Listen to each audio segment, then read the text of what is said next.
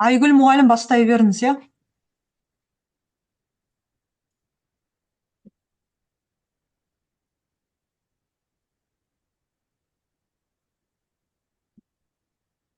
Кірді ма Айгүл мұғалім ақтасты? Қайырлы күн, менің даусым естіле ме сіздерге? Бізге естіліп тұр. Жақсы, Үміт мұғалім берген біліміңізге рахмет. Оқушылар пайдалы білім болсын сендерге. Қазір сіздермен бірге біз өзіміздің 11-ші сыныптағы анилин амин тақырыптарымызды ары қарата жалғастырамыз. Енді Үміт мұғалім айтып өткендей, берілген білімдерді енді тапсырмалар арқылы өзімізге бекітетін боламыз. Бірінші тапсырма. Ал кеттік оқушылар, енді бұл жерде кішкене белсенділік танытуымызға тура келеді. Енді тапсырмаларды мақсатқа қарай құрастырып отырдық. Сол себепті бірінші тапсырманы менде кім оқып балалар? Санжар оқи ғой тапсырманы. Аммиак, метиламин және анилин моделдерінің формуласын жазыңыз. Тамаша. Олай болса, балалар сендер де біздің оқушылармен бірге отырып тапсырманы орындайық. Сіздерге жарты минут уақыт беріледі. Дәптерлеріңізге жазып шығыңыздар.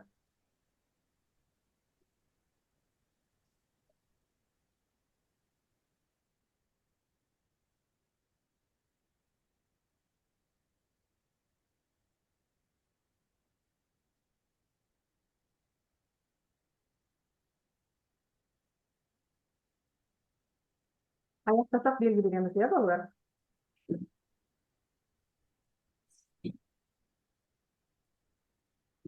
Ал жақсы.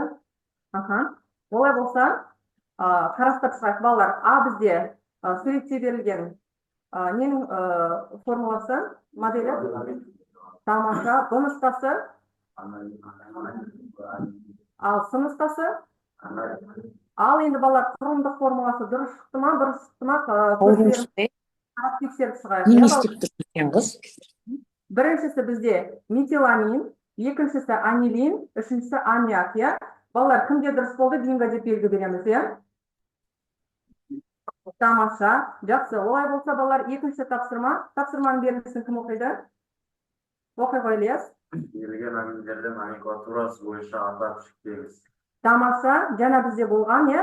Аминдердің аталуы бойынша көрсетілді. Балалар, аминдер қандай топтарға бөлінеді екен? Біріншілік. Тамаша. Олай болса, сәттілік қаны.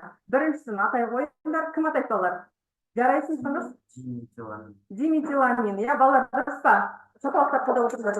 Тамаша. Екіншісі метиламин. Жарайсыз. Үшіншісі фениламин, немесе оны тағы не деп атауға болады балалар? Анилин. Жарайсыңдар. Төртіншісін кім айтады балалар? Метил, пропил, амин. Тамаша, я жақсы. Және соңғы бесіншісін кім айтады балалар? Бибігүл айта ғой. Метил, амин. Олай болса тексеріп шығайық балалар. Сәйкес келді ме екен, келмеді ме екен, иә? Жақсы. Біріншісі диметиламин, дұрыс шықты ма? Екіншісі метиламин, үшіншісі фениламин, метилпропиламин, және де триметиламин. Жарайсыңдар балалар, иә? Келесі тапсырма балалар бізде. Тапсырманы кім оқиды? Оқи ғой. Біз балалар, иә, анилин мен аминдерді алу реакция теңдеулерін қарастырып үлгеруіміз керек, иә? Жарайды, олай болса, реакция теңдеулерін жазып шығайық қаным. Дәптермен жұмыс жасайық, мен сендерді қарап шығайын, иә, балалар? Так, Қарабұлақ оқушылары бізбен бірге қосылып отырыңдар, иә, дәптерlerіне алып жаза беріңдер. Жақсы, Теректі ауылының оқушылары белсенді жұмыс жасап жатыр. Қалғандарыңыздың түрлеріңіз көрінбей тұр, иә? 30-шы мектеп, сіздер де дәптермен жұмыс жасасаңыздар жақсы болар еді бізбен бірге. Тамаша. Тапсырмаға сіздерге 1 минут уақыт берейін. Қарап шығыңыздар.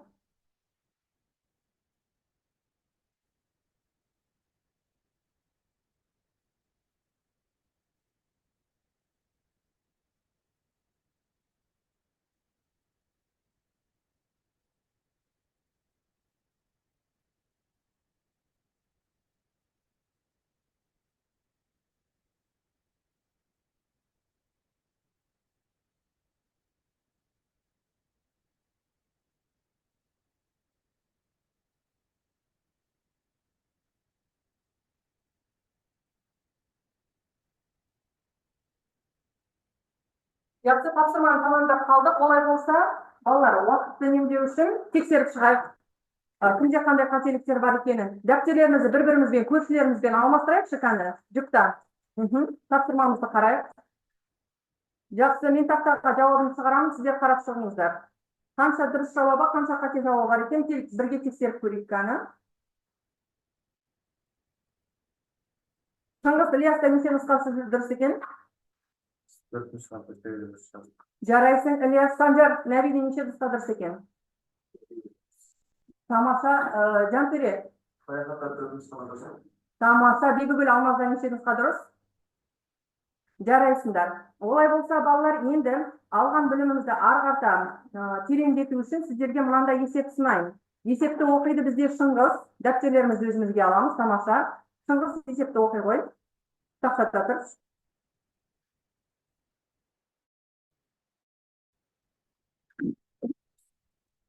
Тепло құрамында элементтің массалық үлесі 61%, көміртек 23,7% азот және 15,3% сутек бар. Екіншілік аминнің молекулалық формуласын табыңыз. Тамаша балалар, екіншілік аминнің молекулалық формуласын табуымыз керек, бізге пайыздық көрсеткіш көрсетілген. Жақсы, бұл есепті шығаруға сіздерге тағы да 1 минуттай уақыт берем, 1,5 минуттай есепті шығарамыз.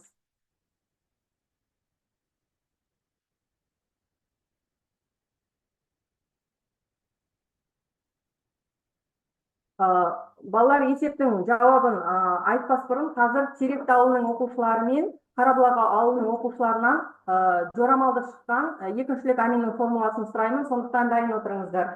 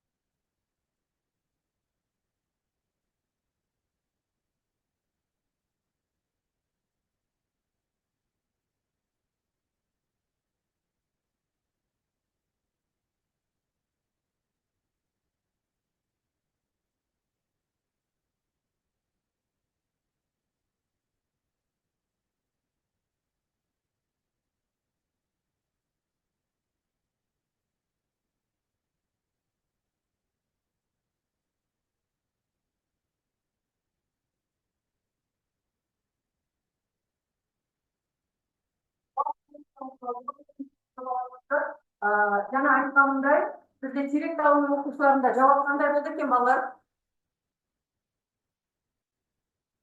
Терек ауыл микрофондарыңызды қосып жіберсеңіздер, жорамалды жауаптарыңыз қандай болды?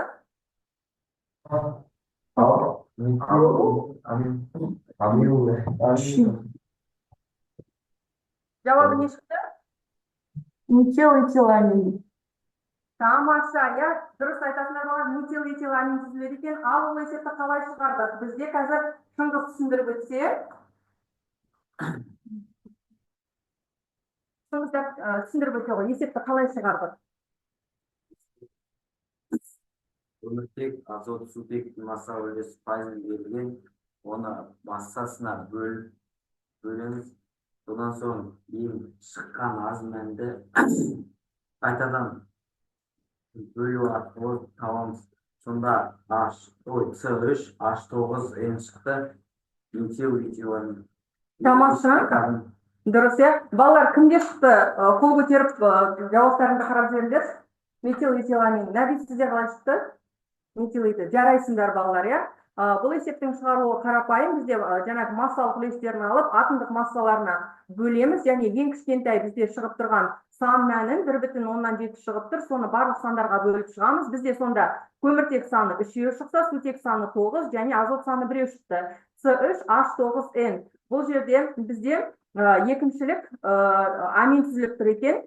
Формуласын ашып жазған кезде бізде метилэтиламин шығады. Жақсы, жарайсыздар біздің сабаққа қатысып отырған оқушылар.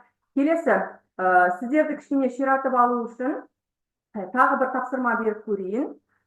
Белсенділік танытып отырайық. Жаңа бізде 30-ші мектеп жақсы шығарған болатын. Енді есептің жауабын 30-ші мектептен қарап көрейік. Жақсы. Тапсырманы оқиды бізде Нәби оқи қой. Aslası 4,9 gram barışlık abinin damılığının sütümen öldüğünde 224 santimetre kub gaz kaldı. Aminin formülası tanımlı. Тамаша.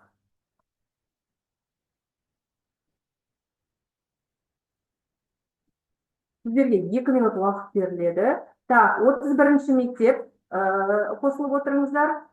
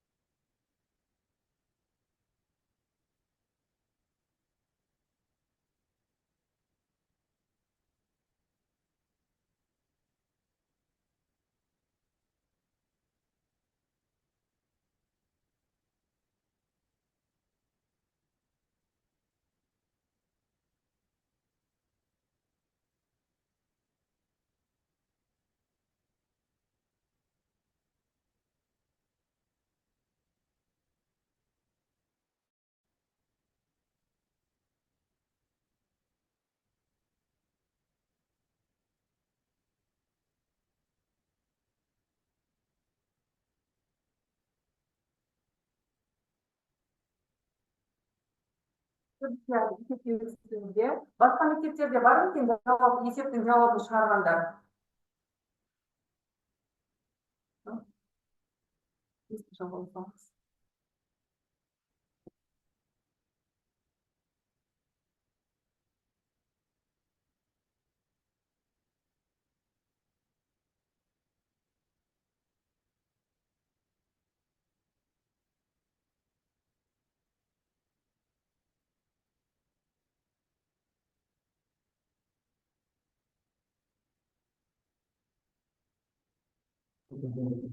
С2H5 NH2.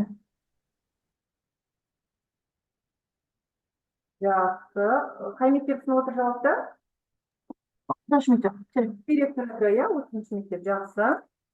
Ал олай болса, біздің оқушылардан ешті екен балалар кім аяқтады есепті қол көтеріп сұрануларыңызға болады?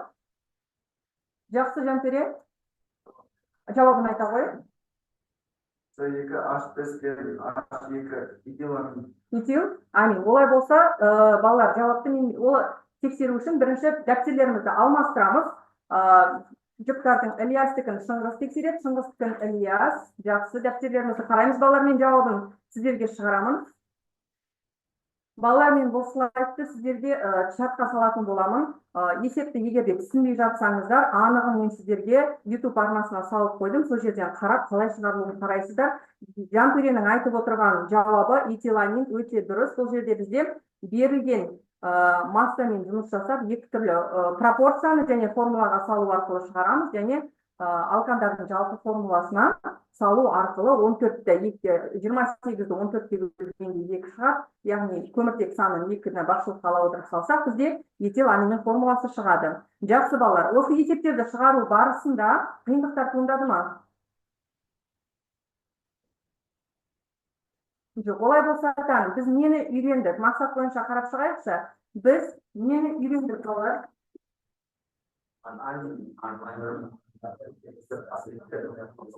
Сипаттау, салыстыруды үйрендік, иә?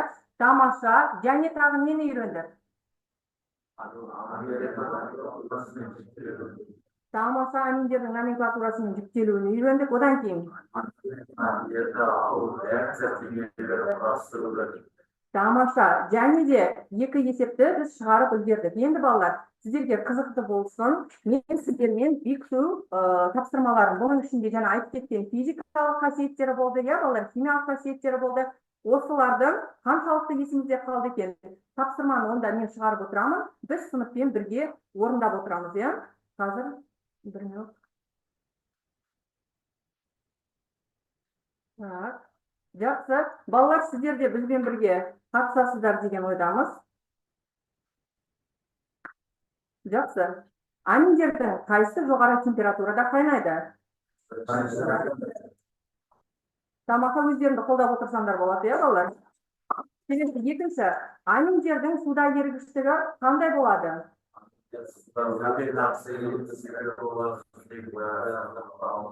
Тамаша, аминдер суда өте жақсы ереже себебі олар суттектік байланыс құра алады. Аминдерге тән қандай иіс бар? Тамаша, аммиак сияқты өткір иіс болады, иә? Келесі сұрақ бізде, аммиактың қайнау температурасы қандай болады? Тексеріп көрейік. Тамаша балалар, иә, жақсы. Келесі, аммиактың негізгі қасиетін сипаттап көріңізші. Ойланамыз. Аммиак бізде сутек ионын қабылдай алады деген нұсқаны беріп тұрсыңдар, тексеріп көрейік балалар. Тамаша, жарайсыңдар.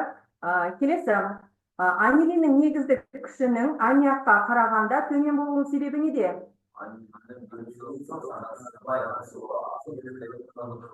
Қай нұсқа? Бірінші нұсқа тексеріп көрейік, иә? Жарайсыңдар балалар, анилиннің бензол сақинасымен байланысты. Келесі, аминдердің негізгі қасиетінің күшті болуы неге байланысты деп ойлайсыңдар? Қаны? Бибігүл қаны айтып қойшы. Бірінші нұсқа, жарайсын, аминдерде азот атомы оның электрондық жұбы бар екенде, иә? Тамаша, келесі, анилин мен аммиактың негізгі қасиетінің айырмашылығын түсіндіріңіз. Ілияс?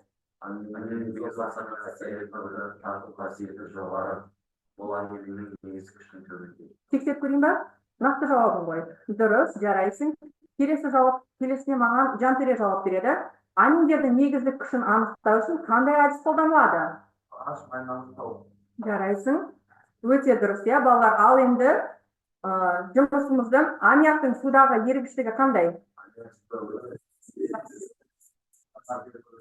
Аммиак сілтілік қасиет көрсетеді, иә, балалар. Тамаша, олай болса, жақсы ойынымыз аяқталды. Бізде 10 тапсырма берілді. Сабақ түсінікті болса, бекіту тапсырмалар түсінікті болса, осымен біздің сіздерге арналған сабағымыз аяқталды. Пайдалы білім болды деп ойлаймын. Тапсырмалар керек болса, слайдты чатқа саламын. Жақсы, сұрақтарыңыз болса.